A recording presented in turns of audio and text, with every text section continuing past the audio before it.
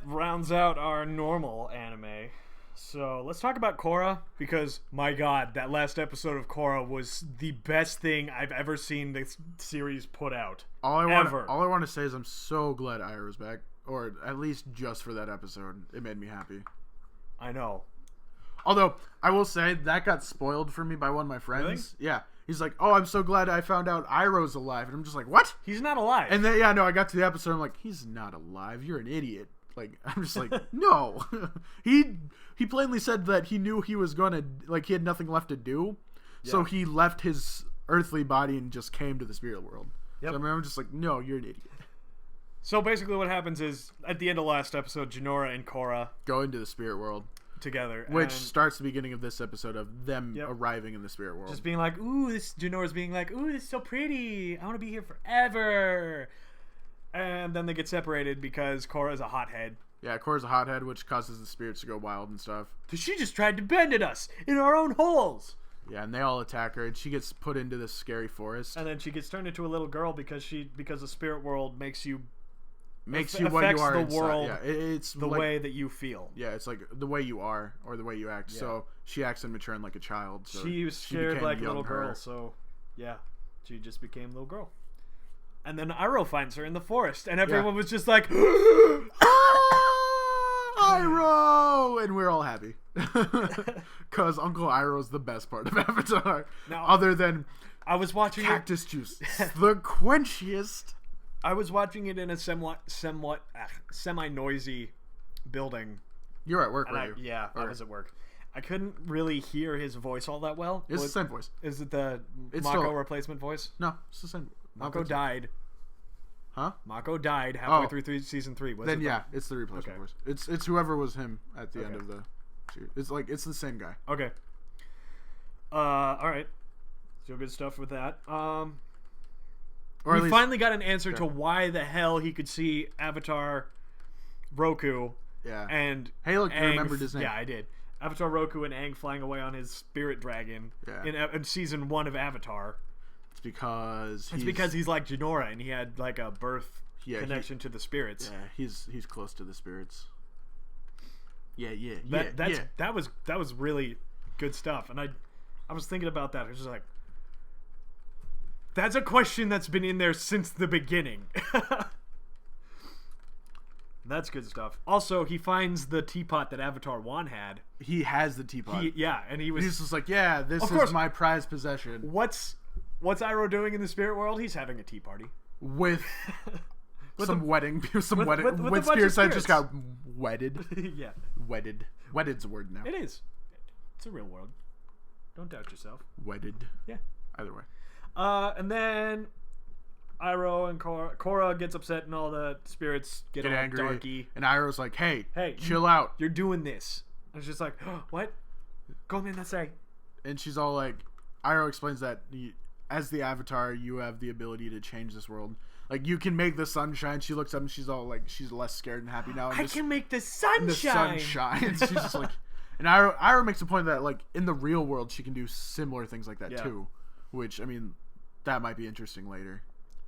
I feels like this episode was a giant growth. Yeah. Because Korra's just been not like a gross growth that comes off the body somewhere. No, but this is like character growth. I want to say the first half of the episode. Yeah.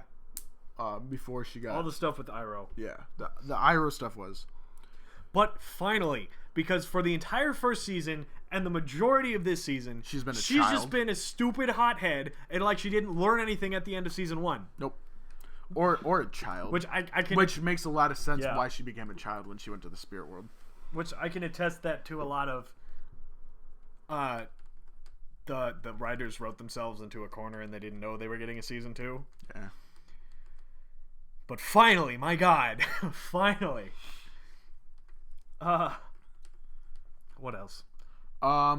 She had to take this little dragon thing that she had found in the woods. This is dragon baby to its home.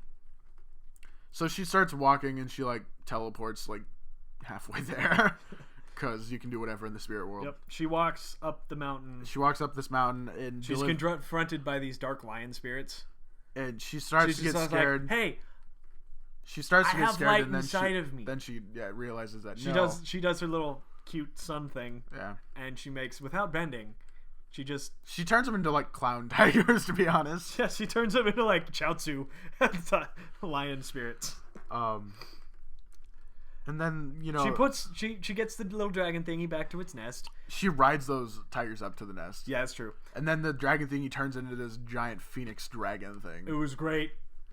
And the animation in this episode was fantastic. Yeah. Then she rides the dragon to where the portals are. Yeah. And of course, who's there but friggin' Unalaq? Also, who somehow in between there, they showed him kidnap Jinora. Yeah. Well, yeah. Jinora ended up at the spirit library. Yeah. Where Aang and everyone went during season 2 when they're in the desert. Yeah. She expresses that she's with the Avatar. She's like, all right, you can be here. The owl guy was just like, yeah, I don't like the Avatar. I don't like your grandpa. And she lets him stay anyway because she teaches him how radios work. Because one of his wolves told him wrong about how they work. He's just like, I know how they work. There's a little man inside that sings music. And like Janora's like, no, see, there's radio. No. You got the backwards. He didn't care about the radio. Yeah. Because it was human technology. But he already knew how it works. And he was just like, there's a little man inside there. Well, yeah. Singing. But that's not why she got to stay. She got to stay because she was with the Avatar. Well, he didn't particularly care about the Avatar. He didn't really care, but we realize why he let her stay later when Unalaq shows up with the owl guy. Which is how she captured him. He captures her. You know what? I think Unalaq turned him into a dark spirit because he looked... I don't think he was black in season 2. No, he was. He was black in season 2 of Avatar? He was black with a white face. Really? Huh? I don't remember that. Whatevs. Yeah, so Unalaq has Jinora at the poles. He's about to trap her spirit there, forever. And Korra talks with Vatu, but it's just like, hey, I'm going to close this portal, and there's nothing you can do about it. And she's like, but what about your friend? And Unalaq shows up, and all the spirits turn evil, except for the dragon who flew away. The tigers came with her, though. Yeah. And they turned back to dark spirits. And she goes and unlocks the other portal. Well, firstly, Unalaq threatens Korra with dark spirit bending Jinora to death. He said he was going to trap her there forever. Yeah. By dark spirit bending somehow. Yeah. And Korra's like, fine, I'll open the portal. And of course, it's a trap, and he tries to dark spirit bend Korra. After she opens the portal. But the dragon comes back, and just be like, nope! Yeah, whisks her away. And then she wakes... But... What? Jinora is still in the hands of Unalaq. Yeah. And she wakes up. And Tenzin's just like, what happened? And Korra's just like, oh my god, I'm so sorry. And then Tenzin looks over and she's like, why isn't she waking up? And then it ends with Korra on Korra's face. Yeah. This episode was the best episode ever for this entire both seasons. They're only going to get better. Probably. Or hopefully. worse. Hopefully they get better. Or a lot worse. They could get a lot better. They could get a lot worse. My money's on they're getting better. Yeah. Either way. If you haven't been watching Korra, watch it. But of course, if you haven't seen Avatar, watch that first because it's miles and miles better than Korra. Even with this episode. Yeah. Korra's better animated though. Well, it has like duh. Obviously it's better. Obviously because Avatar gave it that budget. It's air quote better, as in like it has more budget. It's aesthetically better. Yeah, but Avatar's story is much better as of current. I feel Legend of Korra is going to get better though. Yeah, but they're going to get more seasons. There's no way it can be as good as Avatar because as far as I'm concerned, Avatar is the greatest animated television show ever created. See, I can agree with that. Unlike before, you said it was the greatest anime ever created. Well, the greatest animated television show would include anime. Then I'm going to go with no. Okay, but you can have that opinion. Either way, I've been Leo. You're not anymore. I'm Leo. And I'm Watson. And this has been us talking about our weekly anime update.